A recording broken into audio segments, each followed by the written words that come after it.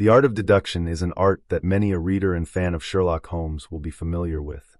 Join as the pair of Dr. Watson and Sherlock Holmes explore yet another mystery and adventure. Hope you enjoy this one. The start. 3. The Adventure of the Dancing Men. Holmes had been seated for some hours in silence with his long, thin back curved over a chemical vessel in which he was brewing a particularly malodorous product. His head was sunk upon his breast, and he looked from my point of view like a strange, lank bird, with dull grey plumage and a black topknot.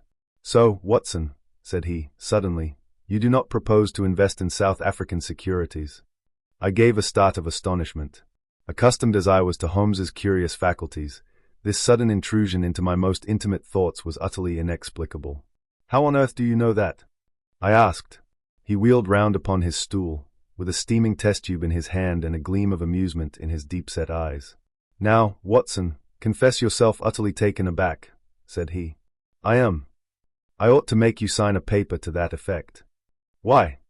"Because in 5 minutes you will say that it is all so absurdly simple." "I am sure that I shall say nothing of the kind. You see, my dear Watson," he propped his test tube in the rack and began to lecture with the air of a professor addressing his class, "it is not really difficult to construct a series of inferences, each dependent upon its predecessor and each simple in itself. If, after doing so, one simply knocks out all the central inferences and presents one's audience with the starting point and the conclusion, one may produce a startling, though possibly a meretricious, effect. Now, it was not really difficult, by an inspection of the groove between your left forefinger and thumb, to feel sure that you did not propose to invest your small capital in the goldfields." "I see no connection." "Very likely not, but I can quickly show you a close connection. Here are the missing links of the very simple chain. 1. You had chalk between your left finger and thumb when you returned from the club last night. 2. You put chalk there when you play billiards to steady the cue. 3. You never play billiards except with Thurston. 4. You told me 4 weeks ago that Thurston had an option on some South African property which would expire in a month, and which he desired you to share with him. 5. Your checkbook is locked in my drawer, and you have not asked for the key. 6. You do not propose to invest your money in this manner." "How absurdly simple!" I cried. "Quite so," said he, a little nettled. "Every problem becomes very childish when once it is explained to you. Here is an unexplained one. See what you can make of that, friend Watson." He tossed a sheet of paper upon the table and turned once more to his chemical analysis. I looked with amazement at the absurd hieroglyphics upon the paper. "Why, Holmes, it is a child's drawing," I cried. "Oh, that's your idea. What else should it be?" "That is what Mr. Hilton Cubitt, of Ridingthorpe Manor, Norfolk, is very anxious to know. This little conundrum came by the first post, and he was to follow by the next train. There's a ring at the bell, Watson. I should not be very much surprised if this were he." A heavy step was heard upon the stairs, and an instant later there entered a tall, ruddy, clean-shaven gentleman, whose clear eyes and florid cheeks told of a life led far from the fogs of Baker Street. He seemed to bring a whiff of his strong, fresh, bracing, East Coast air with him as he entered. Having shaken hands with each of us, he was about to sit down when his eye rested upon the paper with the curious markings, which I had just examined and left upon the table. "Well, Mr. Holmes, what do you make of these?" he cried. "They told me that you were fond of queer mysteries, and I don't think you can find a queerer one than that. I sent the paper on ahead so that you might have time to study it before I came." "It is certainly rather a curious production," said Holmes. "At first sight it would appear to be some childish prank. It consists of a number of absurd little figures dancing across the paper upon which they are drawn. Why should you attribute any importance to so grotesque an object?" "I never should, Mr. Holmes. But my wife does. It is frightening her to death. She says nothing, but I can see terror in her eyes. That's why I want to sift the matter to the bottom." Holmes held up the paper so that the sunlight shone full upon it. It was a page torn from a notebook. The markings were done in pencil, and ran in this way. Holmes examined it for some time, and then, folding it carefully up, he placed it in his pocket-book. "This promises to be a most interesting and unusual case," said he. "You gave me a few particulars in your letter, Mr. Hilton Cubitt, but I should be very much obliged if you would kindly go over it all again for the benefit of my friend, Dr. Watson."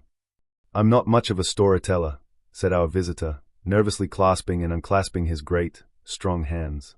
"You'll just ask me anything that I don't make clear." I'll begin at the time of my marriage last year, but I want to say first of all that, though I'm not a rich man, my people have been at Ridlingthorpe for a matter of 5 centuries, and there is no better-known family in the county of Norfolk. Last year I came up to London for the Jubilee, and I stopped at a boarding house in Russell Square, because Parker, the vicar of our parish, was staying in it. There was an American young lady there. Patrick was the name, Elsie Patrick. In some way we became friends. Until before my month was up I was as much in love as a man could be. We were quietly married at a registry office, and we returned to Norfolk a wedded couple. You'll think it very mad, Mr. Holmes, that a man of a good old family should marry a wife in this fashion, knowing nothing of her past or of her people, but if you saw her and knew her it would help you to understand. She was very straight about it, was Elsie. I can't say that she did not give me every chance of getting out of it if I wished to do so. I have had some very disagreeable associations in my life, said she. I wish to forget all about them. I would rather never allude to the past, for it is very painful to me. If you take me, Hilton, you will take a woman who has nothing that she need be personally ashamed of, but you will have to be content with my word for it, and to allow me to be silent as to all that passed up to the time when I became yours. If these conditions are too hard, then go back to Norfolk and leave me to the lonely life in which you found me. It was only the day before our wedding that she said those very words to me. I told her that I was content to take her on her own terms, and I have been as good as my word. Well, we have been married now for a year, and very happy we have been. But about a month ago, at the end of June, I saw for the first time signs of trouble. One day my wife received a letter from America. I saw the American stamp.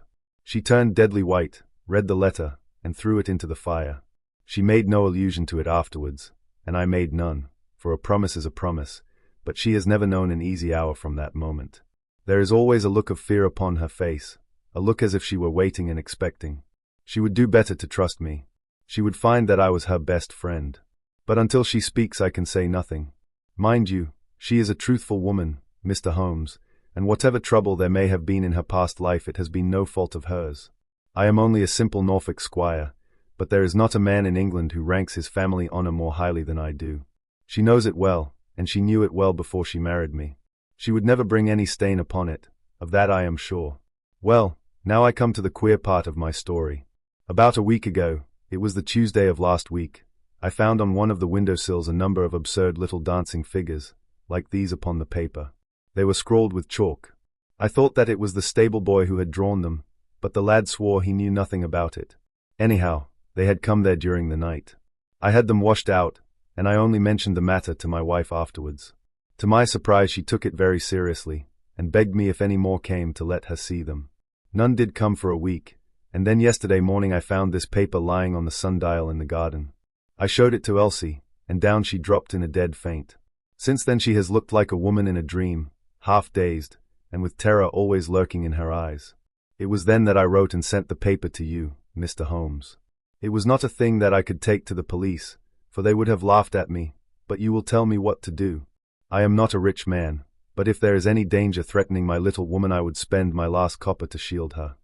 He was a fine creature, this man of the old English soil, simple, straight, and gentle, with his great, earnest blue eyes and broad, comely face.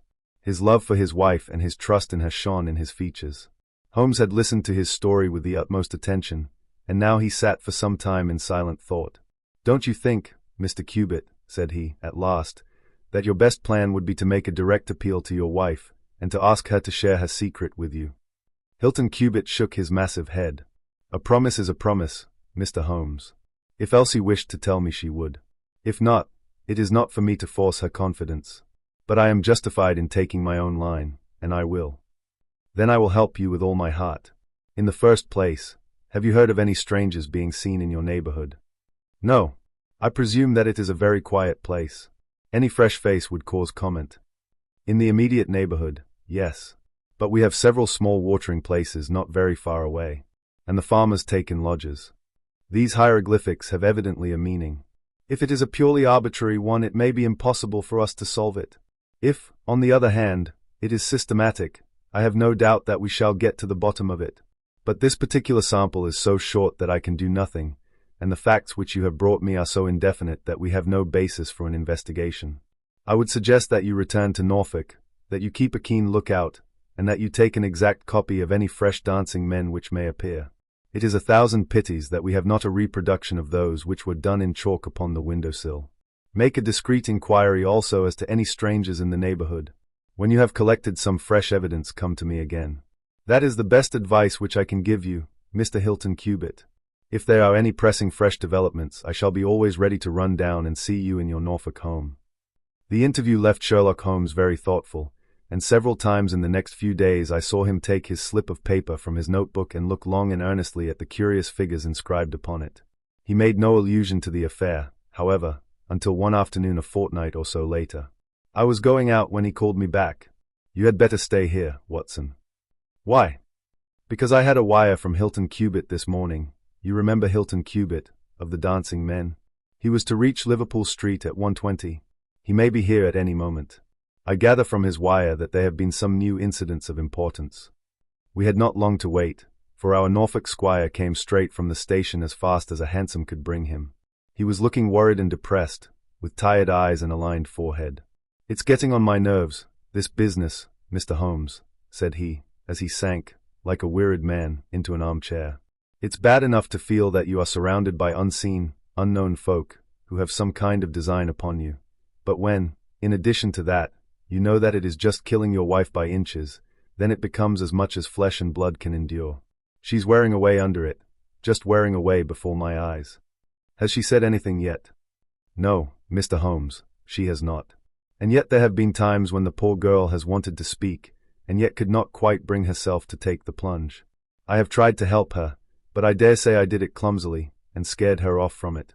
She has spoken about my old family, and our reputation in the county, and our pride in our unsullied honor, and I always felt it was leading to the point, but somehow it turned off before we got there."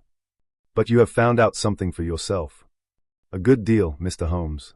I have several fresh dancing men pictures for you to examine, and, what is more important, I have seen the fellow." "What, the man who draws them?" "Yes, I saw him at his work. But I will tell you everything in order.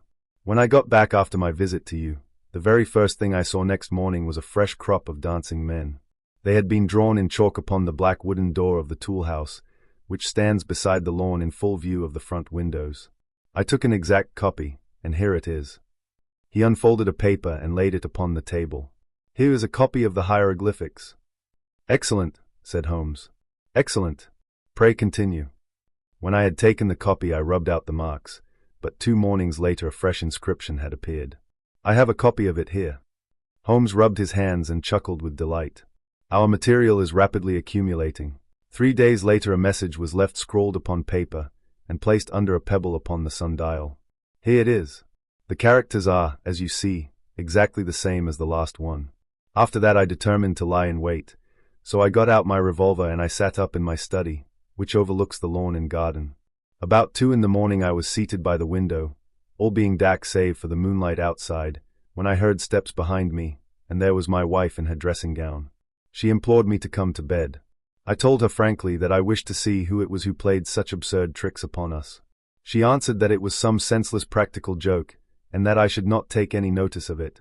"If it really annoys you, Hilton, we might go and travel, you and I, and so avoid this nuisance." "What? Be driven out of our own house by a practical joker?" said I. "Why, we should have the whole county laughing at us." "Well, come to bed," said she, "and we can discuss it in the morning." Suddenly, as she spoke, I saw her white face grow whiter yet in the moonlight, and her hand tightened upon my shoulder. Something was moving in the shadow of the tool house.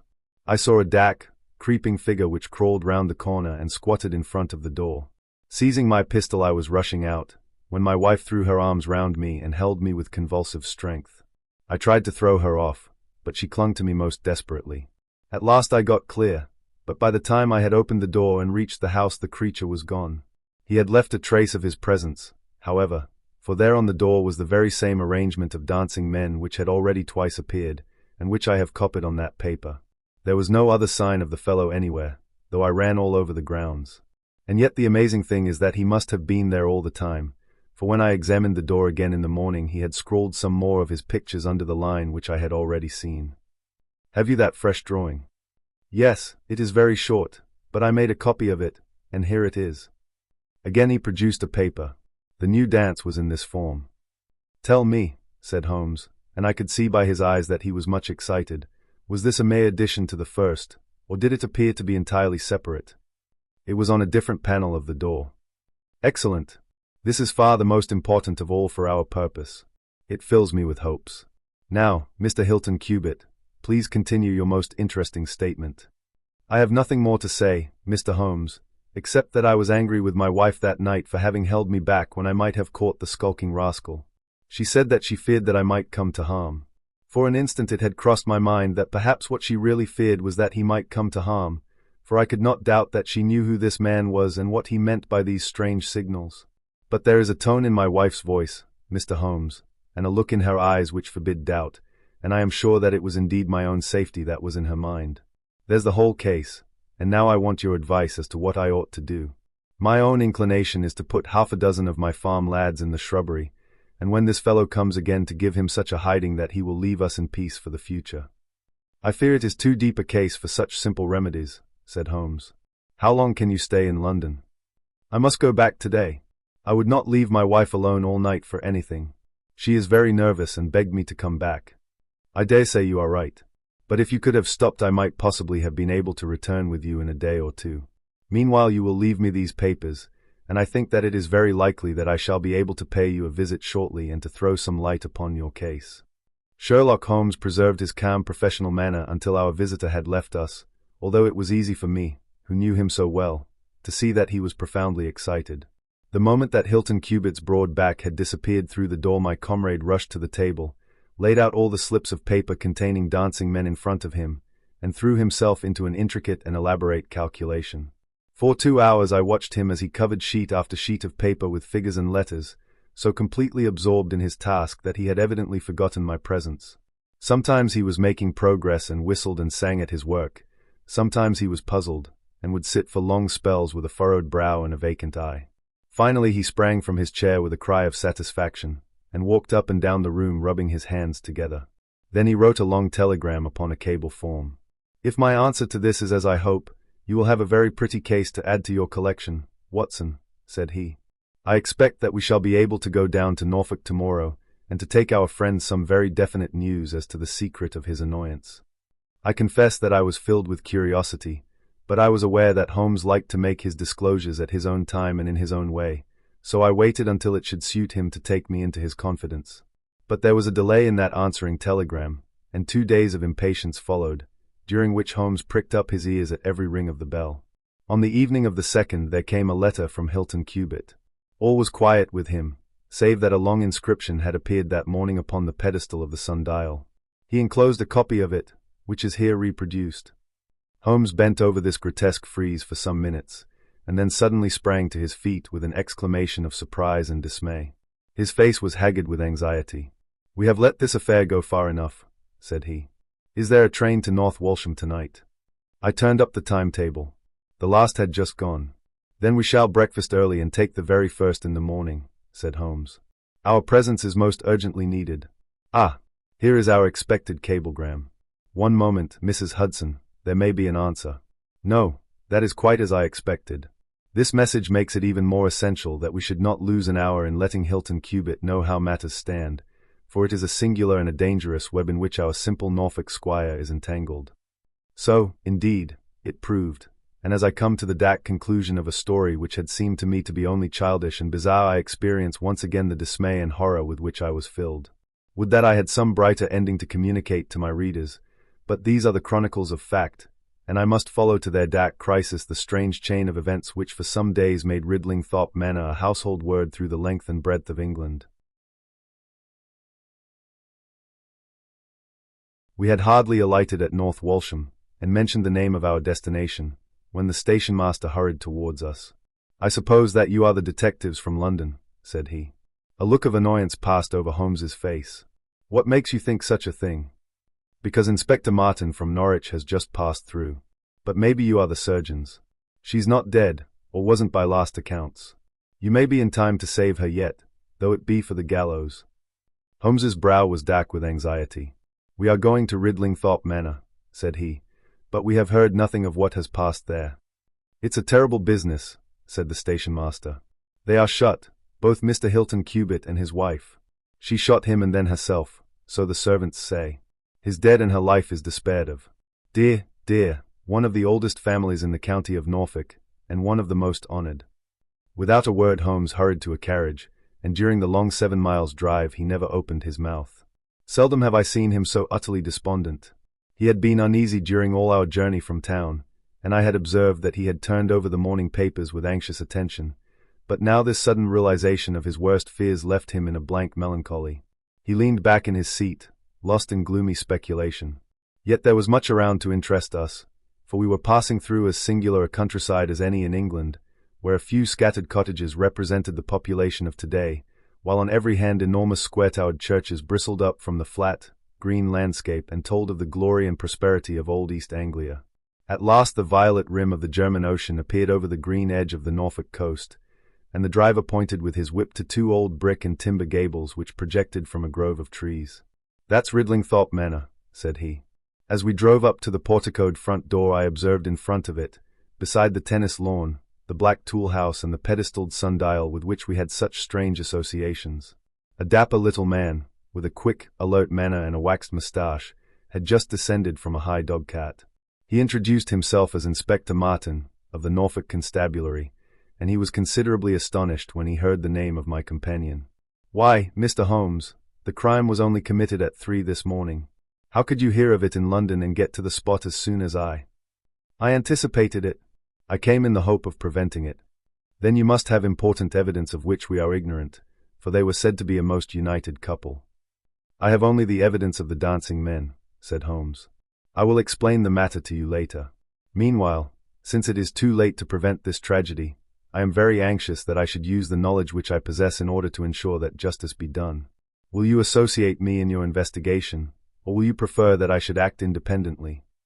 "I should be proud to feel that we were acting together, Mr. Holmes," said the inspector, earnestly. "In that case I should be glad to hear the evidence and to examine the premises without an instant of unnecessary delay." Inspector Martin had the good sense to allow my friend to do things in his own fashion, and contented himself with carefully noting the results. The local surgeon, an old, white-haired man, had just come down from Mrs. Hilton Cubitt's room, and he reported that her injuries were serious, but not necessarily fatal. The bullet had passed through the front of her brain, and it would probably be some time before she could regain consciousness. On the question of whether she had been shot or had shot herself, he would not venture to express any decided opinion. Certainly the bullet had been discharged at very close quarters. There was only the one pistol found in the room, 2 barrels of which had been emptied. Mr. Hilton Cubitt had been shot through the heart. It was equally conceivable that he had shot her and then himself, or that she had been the criminal, for the revolver lay upon the floor midway between them. "Has he been moved?" asked Holmes. "We have moved nothing except the lady. We could not leave her lying wounded upon the floor." "How long have you been here, doctor?" "Since 4 o'clock. Anyone else?" "Yes, the constable here." "And you have touched nothing?" "Nothing." "You have acted with great discretion. Who sent for you?" "The housemaid, Saunders." "Was it she who gave the alarm?" "She and Mrs. King, the cook." "Where are they now?" "In the kitchen, I believe." "Then I think we had better hear their story at once." The old hall, oak-paneled and high-windowed, had been turned into a court of investigation. Holmes sat in a great old-fashioned chair, his inexorable eyes gleaming out of his haggard face. I could read in them a set purpose to devote his life to this quest until the client whom he had failed to save should at last be avenged. The trim Inspector Martin, the old, grey-headed country doctor, myself, and a stolid village policeman made up the rest of that strange company. The 2 women told their story clearly enough. They had been aroused from their sleep by the sound of an explosion, which had been followed a minute later by a second one. They slept in adjoining rooms, and Mrs. King had rushed into Saunders. Together they had descended the stairs. The door of the study was open and a candle was burning upon the table. Their master lay upon his face in the center of the room. He was quite dead. Near the window his wife was crouching, her head leaning against the wall. She was horribly wounded, and the side of her face was red with blood. She breathed heavily, but was incapable of saying anything. The passage, as well as the room, was full of smoke and the smell of powder. The window was certainly shut and fastened upon the inside. Both women were positive upon the point. They had at once sent for the doctor and for the constable. Then, with the aid of the groom and the stable boy, they had conveyed their injured mistress to her room. Both she and her husband had occupied the bed. She was clad in her dress, he in his dressing gown, over his night clothes. Nothing had been moved in the study. So far as they knew, there had never been any quarrel between husband and wife. They had always looked upon them as a very united couple. These were the main points of the servants' evidence. In answer to Inspector Martin, they were clear that every door was fastened upon the inside, and that no one could have escaped from the house. In answer to Holmes, they both remembered that they were conscious of the smell of powder from the moment that they ran out of their rooms upon the top floor. "I commend that fact very carefully to your attention," said Holmes to his professional colleague. "And now I think that we are in a position to undertake a thorough examination of the room." The study proved to be a small chamber, lined on 3 sides with books, and with a writing table facing an ordinary window, which looked out upon the garden. Our first attention was given to the body of the unfortunate squire, whose huge frame lay stretched across the room. His disordered dress showed that he had been hastily aroused from sleep. The bullet had been fired at him from the front, and had remained in his body after penetrating the heart. His death had certainly been instantaneous and painless. There was no powder marking either upon his dressing gown or on his hands. According to the country surgeon, the lady had stains upon her face, but none upon her hand. "The absence of the latter means nothing, though its presence may mean everything," said Holmes. "Unless the powder from a badly fitting cartridge happens to spurt backwards, one may fire many shots without leaving a sign. I would suggest that Mr. Cubitt's body may now be removed. I suppose, Doctor, you have not recovered the bullet which wounded the lady. A serious operation will be necessary before that can be done. But there are still 4 cartridges in the revolver. 2 have been fired and 2 wounds inflicted, so that each bullet can be accounted for."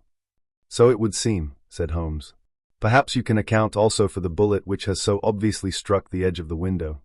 He had turned suddenly, and his long, thin finger was pointing to a hole which had been drilled right through the lower window sash about an inch above the bottom.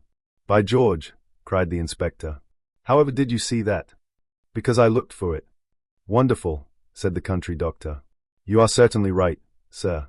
Then a 3rd shot has been fired, and therefore a 3rd person must have been present. But who could that have been, and how could he have got away?" "That is the problem which we are now about to solve," said Sherlock Holmes. "You remember, Inspector Martin, when the servants said that on leaving their room they were at once conscious of a smell of powder, I remarked that the point was an extremely important one." "Yes, sir, but I confess I did not quite follow you." "It suggested that at the time of the firing the window as well as the door of the room had been open. Otherwise the fumes of powder could not have been blown so rapidly through the house. A draught in the room was necessary for that. Both door and window were only open for a very short time, however." "How do you prove that?" "Because the candle has not guttered." "Capital!" cried the inspector. "Capital!" Feeling sure that the window had been open at the time of the tragedy, I conceived that there might have been a 3rd person in the affair, who stood outside this opening and fired through it. Any shot directed at this person might hit the sash. I looked, and there, sure enough, was the bullet mark. But how came the window to be shut and fastened? The woman's first instinct would be to shut and fasten the window. But, hello! What is this? It was a lady's handbag which stood upon the study table, a trim little handbag of crocodile skin and silver. Holmes opened it and turned the contents out. There were 20 50-pound notes of the Bank of England, held together by an india-rubber band, nothing else. "This must be preserved, for it will figure in the trial," said Holmes, as he handed the bag with its contents to the inspector. "It is now necessary that we should try to throw some light upon this 3rd bullet, which has clearly, from the splintering of the wood, been fired from inside the room. I should like to see Mrs. King, the cook, again. You said, Mrs. King, that you were awakened by a loud explosion. When you said that, did you mean that it seemed to you to be louder than the 2nd one?" "Well, sir, it wakened me from my sleep, and so it is hard to judge. But it did seem very loud." "You don't think that it might have been 2 shots fired almost at the same instant?" "I am sure I couldn't say, sir. I believe that it was undoubtedly so. I rather think, Inspector Martin, that we have now exhausted all that this room can teach us. If you will kindly step round with me, we shall see what fresh evidence the garden has to offer." A flower bed extended up to the study window, and we all broke into an exclamation as we approached it. The flowers were trampled down, and the soft soil was imprinted all over with footmarks. Large, masculine feet they were, with peculiarly long, sharp toes. Holmes hunted about among the grass and leaves like a retriever after a wounded bird. Then, with a cry of satisfaction, he bent forward and picked up a little brazen cylinder. "I thought so," said he. "The revolver had an ejector, and here is the third cartridge. I really think, Inspector Martin, that our case is almost complete."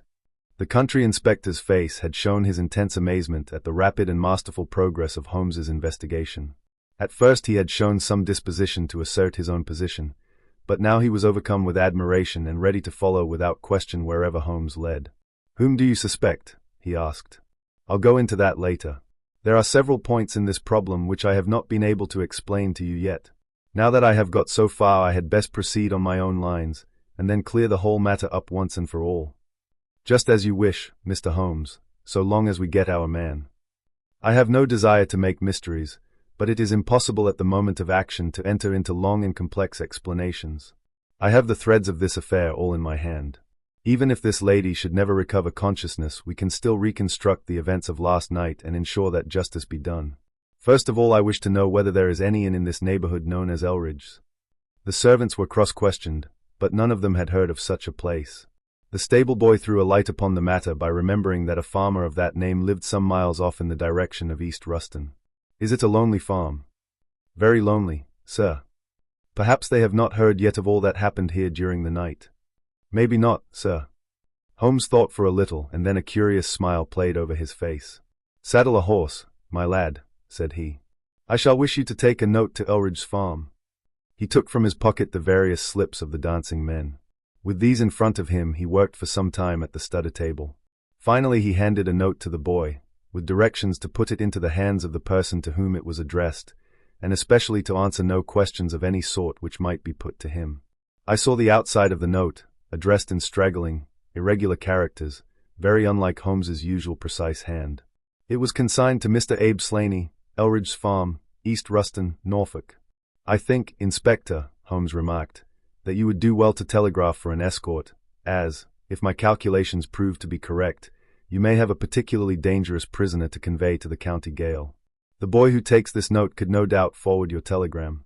If there is an afternoon train to town, Watson, I think we should do well to take it, as I have a chemical analysis of some interest to finish, and this investigation draws." When the youth had been dispatched with the note, Sherlock Holmes gave his instructions to the servants. If any visitor were to call asking for Mrs. Hilton Cubitt, no information should be given as to her condition, but he was to be shown at once into the drawing-room. He impressed these points upon them with the utmost earnestness. Finally he led the way into the drawing-room with the remark that the business was now out of our hands, and that we must while away the time as best we might until we could see what was in store for us. The doctor had departed to his patients, and only the inspector and myself remained. "I think that I can help you to pass an hour in an interesting and profitable manner," said Holmes, drawing his chair up to the table and spreading out in front of him the various papers upon which were recorded the antics of the dancing men. "As to you, friend Watson, I owe you every atonement for having allowed your natural curiosity to remain so long unsatisfied. To you, Inspector, the whole incident may appeal as a remarkable professional study. I must tell you first of all the interesting circumstances connected with the previous consultations which Mr. Hilton Cubitt has had with me in Baker Street." He then shortly recapitulated the facts which have already been recorded. "I have here in front of me these singular productions, at which one might smile had they not proved themselves to be the forerunners of so terrible a tragedy. I am fairly familiar with all forms of secret writings, and am myself the author of a trifling monograph upon the subject, in which I analyze 160 separate ciphers, but I confess that this is entirely new to me.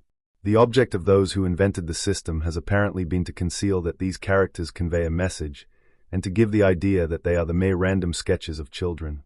Having once recognized, however, that the symbols stood for letters, and having applied the rules which guide us in all forms of secret writings, the solution was easy enough.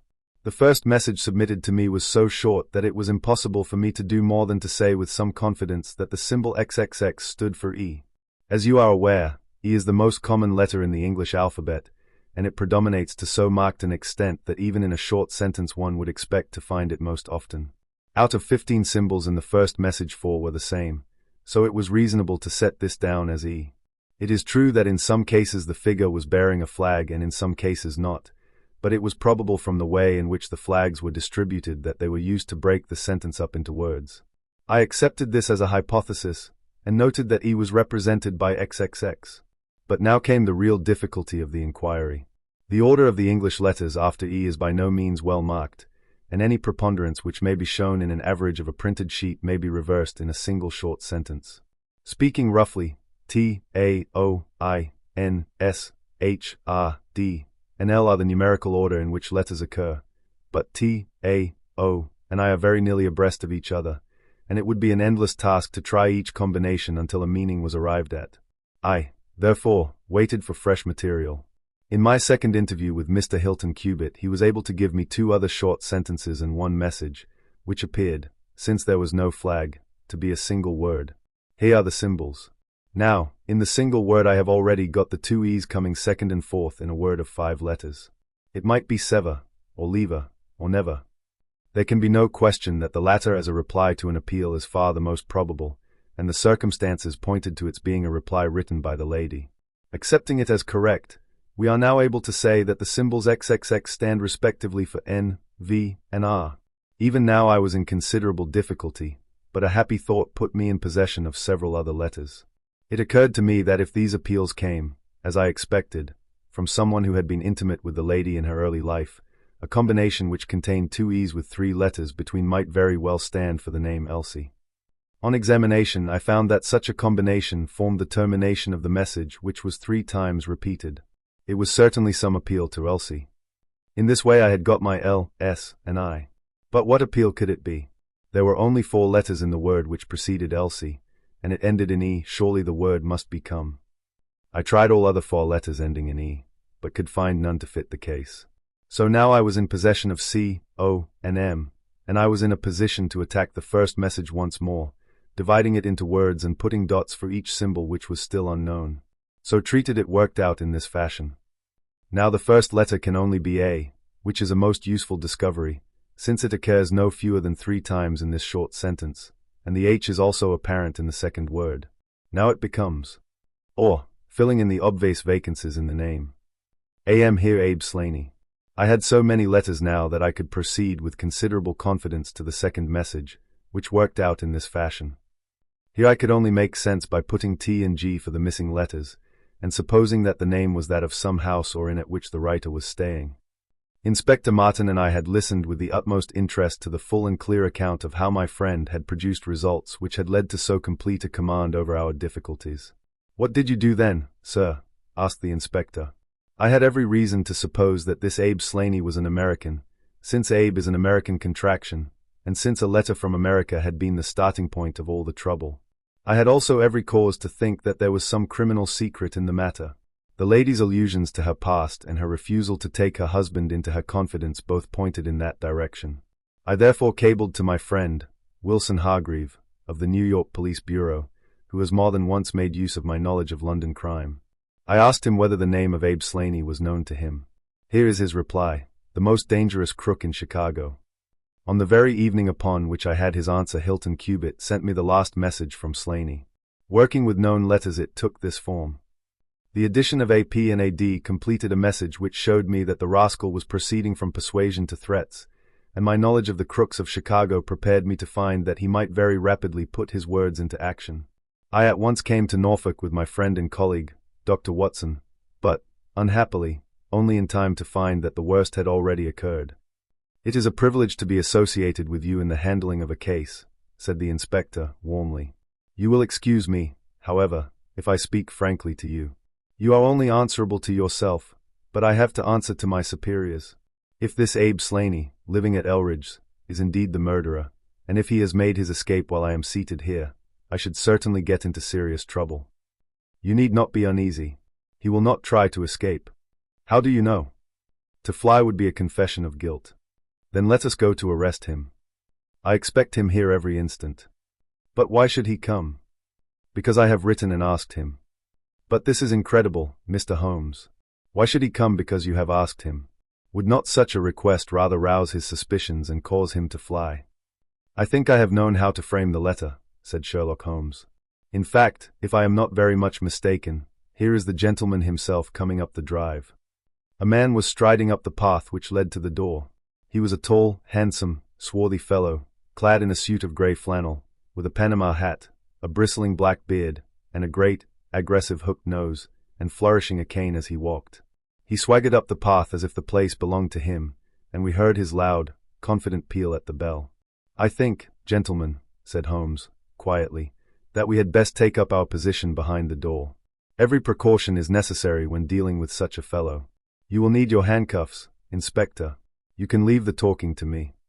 We waited in silence for a minute, one of those minutes which one can never forget. Then the door opened and the man stepped in. In an instant Holmes clapped a pistol to his head and Martin slipped the handcuffs over his wrists. It was all done so swiftly and deftly that the fellow was helpless before he knew that he was attacked. He glared from one to the other of us with a pair of blazing black eyes. Then he burst into a bitter laugh. "Well, gentlemen, you have the drop on me this time. I seem to have knocked up against something hard. But I came here in answer to a letter from Mrs. Hilton Cubitt. Don't tell me that she is in this? Don't tell me that she helped to set a trap for me. Mrs. Hilton Cubitt was seriously injured and is at death's door." The man gave a hoarse cry of grief which rang through the house. "You're crazy," he cried, fiercely. "It was he that was hurt, not she. Who would have hurt little Elsie?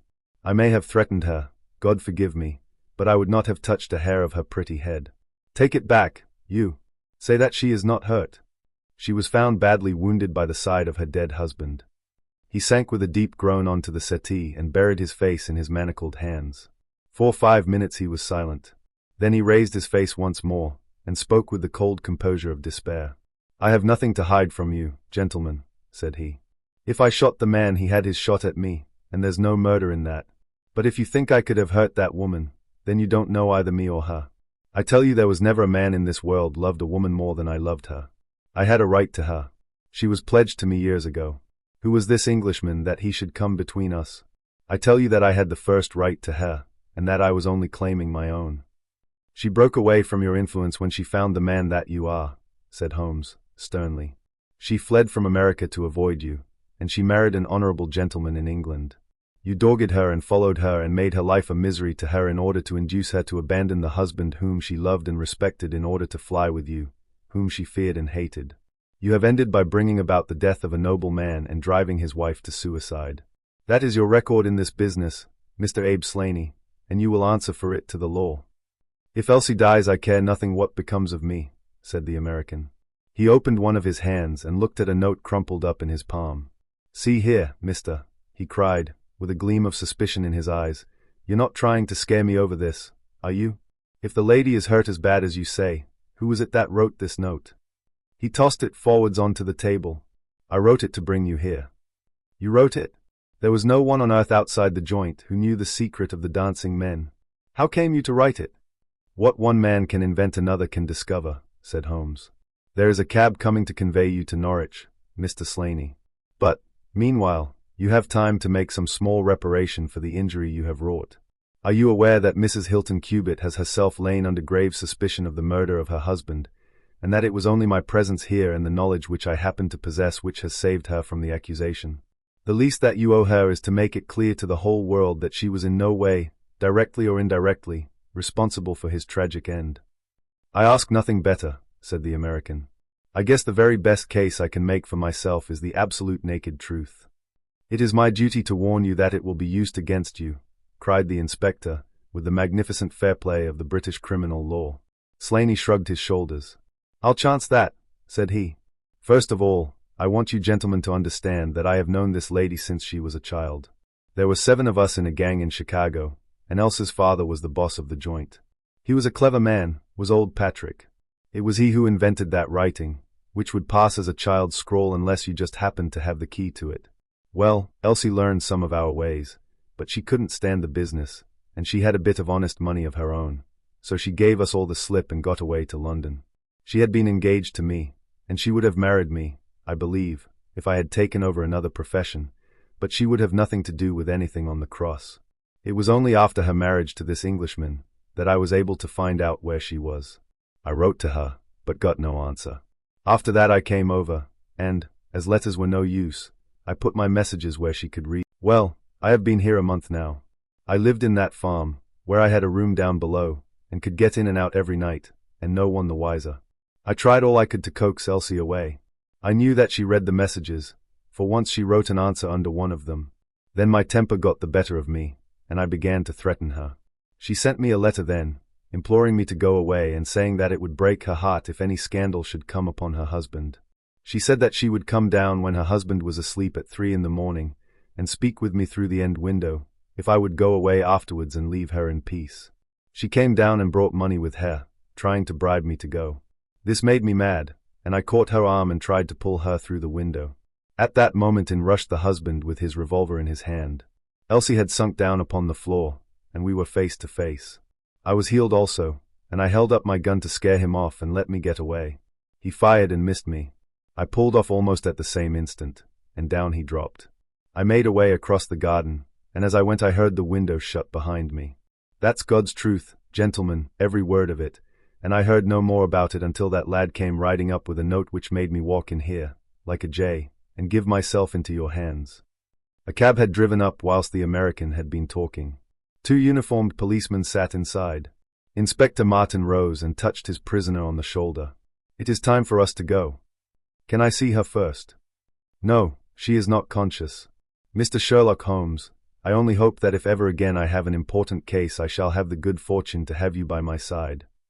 We stood at the window and watched the cab drive away. As I turned back my eye caught the pellet of paper which the prisoner had tossed upon the table. It was the note with which Holmes had decoyed him. See if you can read it, Watson, said he, with a smile. It contained no word, but this little line of dancing men. If you use the code which I have explained, said Holmes, you will find that it simply means come here at once. I was convinced that it was an invitation which he would not refuse, since he could never imagine that it could come from anyone but the lady. And so, my dear Watson, we have ended by turning the dancing men to good when they have so often been the agents of evil, and I think that I have fulfilled my promise of giving you something unusual for your notebook. 3:40 is our train, and I fancy we should be back in Baker Street for dinner. Only one word of epilogue. The American, Abe Slaney, was condemned to death at the winter assizes at Norwich, but his penalty was changed to penal servitude in consideration of mitigating circumstances and the certainty that Hilton Cubitt had fired the first shot. Of Mrs. Hilton Cubitt I only know that I have heard she recovered entirely, and that she still remains a widow, devoting her whole life to the care of the poor and to the administration of her husband's estate.